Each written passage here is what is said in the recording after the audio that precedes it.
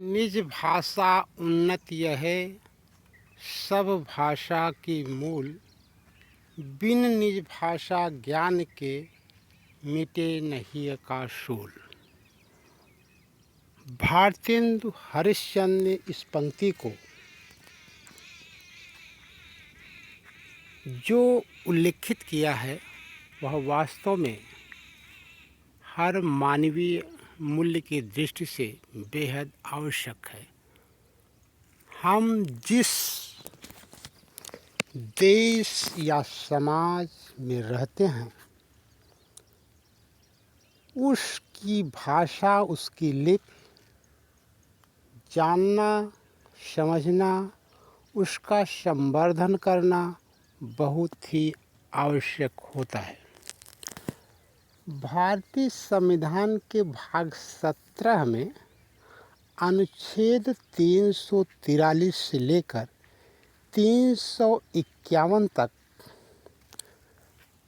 राजभाषा हिंदी के बारे में प्रावधान किया गया है।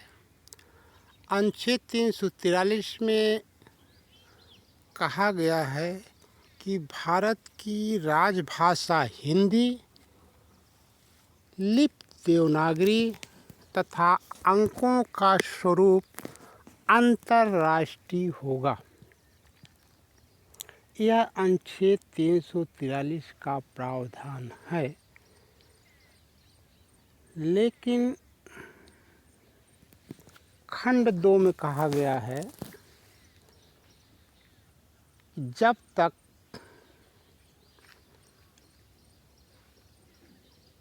हिंदी राजभाषा के रूप में धारण करने की योग्य नहीं होती तब तक अंग्रेजी ही राजभाषा बनी रहेगी। दूसरे शब्दों में यह कह सकते हैं कि भारत की राजभाषा आज भी हिंदी नहीं है, अंग्रेजी ही राजभाषा है। अनुच्छेद 344 यह प्रावधान करता है कि राष्ट्रपति संविधान लागू होने के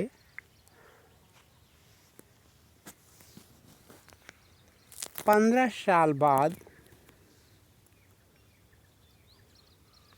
एक राजभाषा आयोग का गठन करेगा, जिनकी संस्तुतियों के आधार पर हिंदी को राजभाषा का दर्जा दिया जाएगा।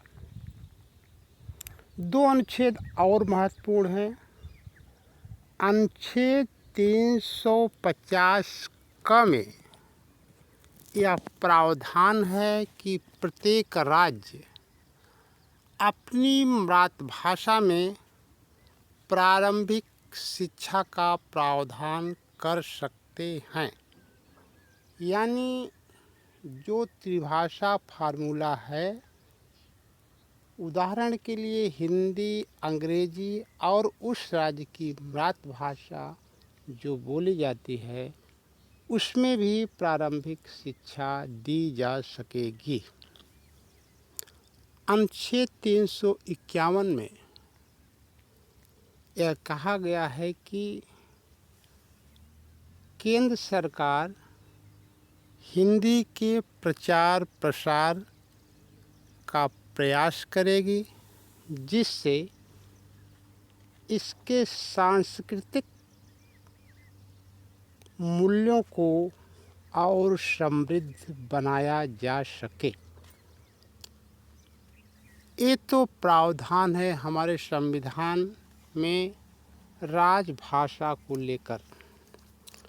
जहाँ तक राष्ट्रभाषा की बात है, वह भी पूरी तरह से अभी राष्ट्रभाषा हिंदी ने अपना स्थान नहीं ग्रहण किया है। और आज़ादी के इतने वर्ष बाद भी हम अंग्रेजी को राजभाषा बनाए हुए हैं। Thank you very much. इस वीडियो में इतना ही। फिर मिले किसी और वीडियो में किसी और विषय को लेकर। तब तक के लिए